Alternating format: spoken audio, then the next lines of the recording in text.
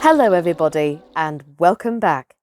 My name's Sascha Cooper and today we're going to be continuing the final tale in the Jungle Book by Rudyard Kipling. Yesterday we met some animals on the battlefield and they shared some perspectives. In this part we're going to hear some more from them. It's interesting seeing how war is very much depicted from this perspective, isn't it? Let's find a bit more out, shall we? Said Billy. Sounds very foolish. Knives are dirty things at any time. The proper thing to do is to climb up a mountain with a well-balanced saddle, hang on by all 4 feet, and your ears too, then creep and crawl and wriggle along till you come out hundreds of feet above anyone else on a ledge where there's just room enough for your hoofs. Then you stand still and keep quiet.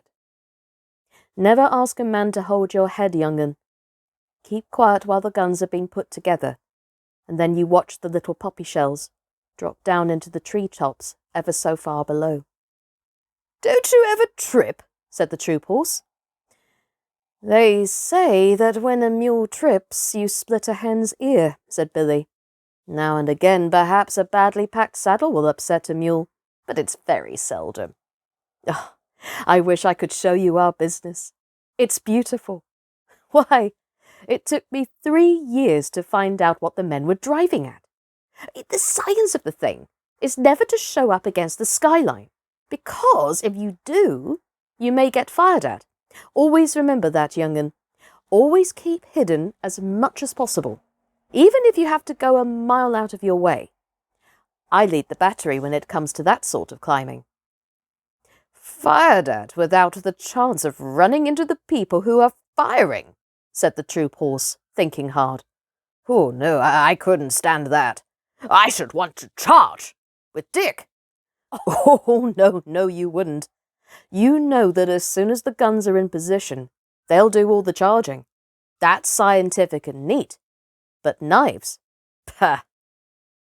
The baggage camel had been bobbing his head to and fro for some time past, anxious to get a word in edgeways. Then I heard him say as he cleared his throat, nervously, I have fought a little, but not in that climbing way or that running way. No, now you mention it, said Billy. You don't look as though you were made for climbing or running. Much. Well, how was it, old hay bales? The proper way, said the camel. We all sat down. Oh, my crupper and breastplate, said the troop horse under his breath. Sat down? We sat down, 100 of us, the camel went on, in a big square, and the men piled our sacks and saddles outside the square, and they fired over our backs, the men did, on all sides of the square. What sort of men? Any men that came along, said the troop horse. They teach us in riding school to lie down and let our masters fire across us. But Dick Cunliffe is the only man I'd trust to do that. It tickles my girths. And besides, I can't see with my head on the ground. What does it matter who fires across you? Said the camel. There are plenty of men and plenty of other camels close by, and a great many clouds of smoke. I am not frightened then. I sit still and wait. And yet, said Billy, you dream bad dreams and upset the camp at night. Well, before I'd lie down, not to speak of sitting down, and let a man fire across me, my heels and his head would have something to say to each other. Did you ever hear anything so awful as that? There was a long silence, and then one of the gun bullocks lifted up his big head and said, Oh, this is very foolish indeed. Oh, go on, said Billy. Please, don't mind me. I suppose you fellows fight standing on your tails. Only one way, said the two together. They must have been twins. This is that way. To put all 20 yoke of us to the big gun as soon as Two Tails trumpets. Two Tails is camp slang for the elephant. Oh, what does Two Tails trumpet for? Said the young mule. to show that he is not going any nearer to the smoke on the other side. Two Tails is a great coward. Then we tug the big gun all together. Hey-a-hula! Hey-a-hula! We do not climb like cats nor run like calves. We go across the level plain, 20 yoke of us, until we are unyoked again, and we graze while the big guns talk across the plain to some town with mud walls, and pieces of the wall fall out, and the dust goes up, as though many cattle were coming home.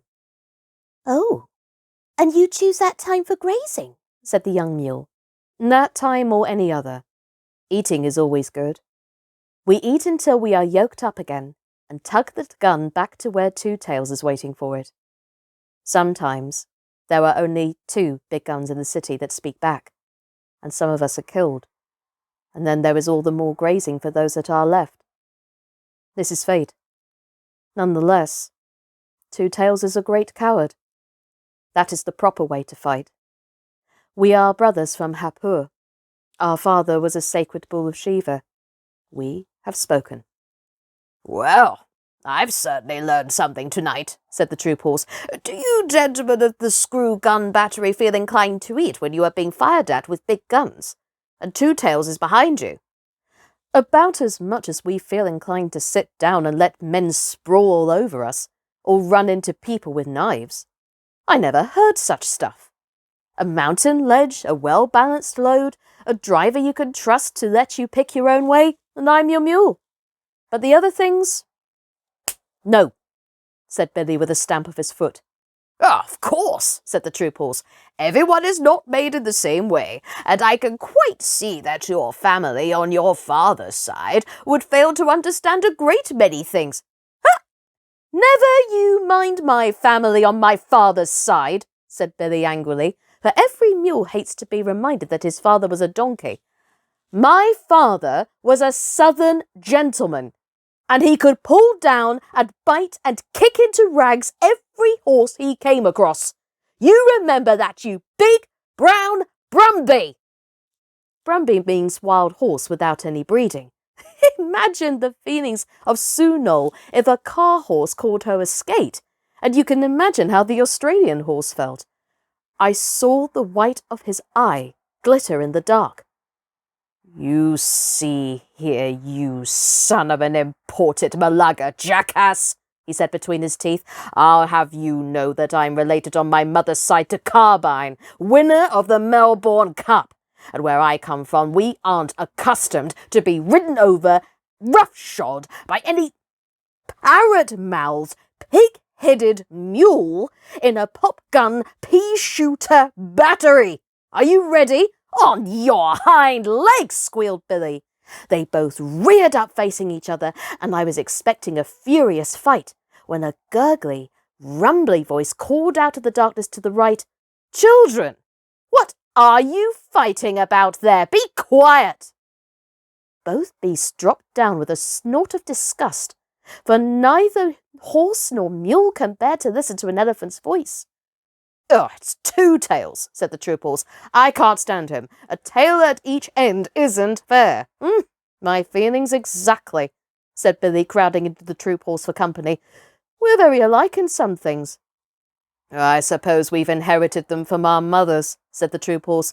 It's not worth quarrelling about. Hi, Two Tails, are you tied up?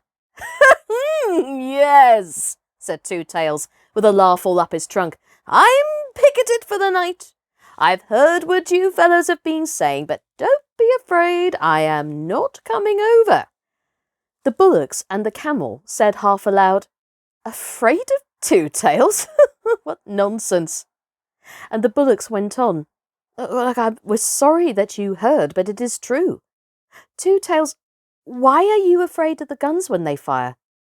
Well, said Two Tails, rubbing one hind leg against the other, exactly like a little boy saying a poem. I don't know whether you'd understand. We don't, but we have to pull the guns, said the bullocks. I know it, and I know you are a good deal braver than you think you are. But it's different with me. My battery captain called me a pachydermatous anachrism the other day. That's another way of fighting, I suppose, said Billy, who was recovering his spirit. You don't know what that means, of course, but I do. It means betwixt and between, and that is just where I am. I can see inside my head when a shell bursts, and you bullocks can't. I can, said the troop horse. Well, at least a little bit. I try not to think about it. I can see more than you, and I do think about it.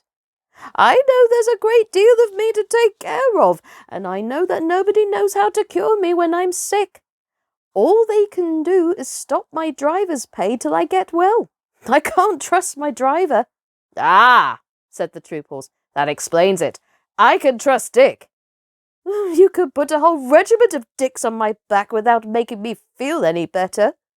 I know just enough to be uncomfortable, and not enough to go on in spite of it. We do not understand, said the bullocks. I know you don't. I'm not talking to you. You don't know what blood is. We do, said the bullocks. It is red stuff that soaks into the grounds and smells. The troop horse gave a kick and a bound and a snort. Don't talk of it, he said. I can smell it now, just thinking of it. It makes me want to run, when I have a Dick on my back. But it's not here, said the camel and the bullocks. Why are you so stupid? It's vile stuff, said Billy. I don't want to run, but I also don't want to talk about it. There you are, said Two Tails, waving his tail to explain. Surely. Yes, we have been here all night, said the bullocks. Two Tails stamped his foot till the iron ring on it jingled. Oh, I'm not talking to you. You can't see inside your heads. No, we see out of our 4 eyes, said the bullocks. We see straight in front of us. If I could do that and nothing else, you wouldn't be needed to be pulling the big guns at all. If he was like my captain, he could see things inside his head before the firing begins, and he shakes all over. But he knows too much to run away. If I was like him, I could pull the guns. But if I were as wise as that, I should never be here. I should be a king in the forest as I used to be, sleeping half the day and bathing when I liked. I haven't had a good bath for a month. That's all very fine, said Billy, but giving a thing a long name doesn't make it any better. Shh, said the troop horse. I think I understand what Two Tails means. You understand better in a minute, said Two Tails angrily. Now, you just explain to me why you don't like this. He began trumpeting furiously at the top of his trumpet. Stop that, said Billy and the troop horse together, and I could hear them stamp and shiver. An elephant's trumping is always nasty, especially on a dark night. I shan't stop, said Two Tails. Won't you explain that, please? Then he stopped suddenly, and I heard a little whimper in the dark, and knew that Vixen had found me at last. She knew as well as I did that if there is one thing in the world the elephant is more afraid of than another, it's a little barking dog. So she stopped to bully Two Tails and his pickets and yapped around his big feet. Two Tails shuffled and squeaked. Oh, go away, little dog, he said. Don't snuff at my ankles or I'll kick at you. Good little dog. Nice little doggy, then. Oh, go home, you little yelping beast. Oh, why doesn't someone take her away? She'll bite me in a minute. Seems to me, said Billy to the troop horse, that our friend Two Tails here is afraid of most things. Now, if I had a full meal for every dog I've kicked across the parade ground, I should be as fat as Two Tails nearly. And we'll leave that there, ladies and gentlemen, boys and girls. Now, this really is an interesting perspective yet again. Not just different insights into how the animals were used on the battlefield, but also that whole thing of fear, which is where I think Rudyard Kipling really does bring the magic home. And that is literally making the idea that fear is normal, even in an extreme situation like this. It's perfectly normal to talk about it. And the fact that you've got all these animals talking about fear and making it almost normalized, I think that's an amazing thing. But anyway, I must stop rambling. Tune in tomorrow to see what happens to these animals next time. My name's been Sascha Cooper, and this has been The Jungle Book by Rudyard Kipling. As always, take care of yourselves and stay safe. Bye-bye.